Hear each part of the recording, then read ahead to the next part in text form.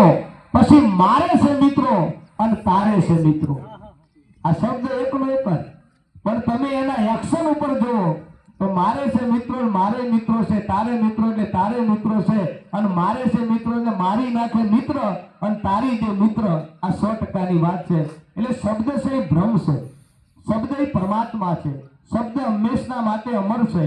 એટલે કીધું પ્રિય બોલવું સજ્જનતા, દાતા રીસુર પંથ, એતા અભ્યાસ ના આવડે બિના કૃપા ભગવંત.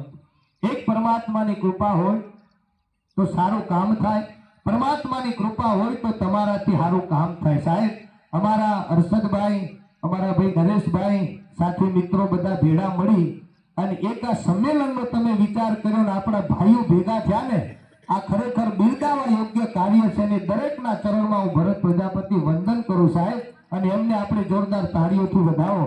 આ સરસ મજાનો વિચાર આવ્યો, આપણે ભેગા બેહી 30 વર્ષ પછી ભેગા ખાવું. બોલો, આ ભેગા થાળી માંડો ને, આનાથી મોટો વિશેષ 11 વર્ષ થઈ તઈ આવ્યો. બોલો, અને ધોડમલના હનુમાનજી મહારાજના ત્યાં હાકરે તોલ્યો તો આને. હો, આ એ મારા મિત્ર છે અને મારા મિત્ર ગૌરાંગે બાધા રાખી હતી. બોલો, મારા માટે મેં ના કીધું તારે છે મિત્રો, એ શબ્દ સાચો પડે ને.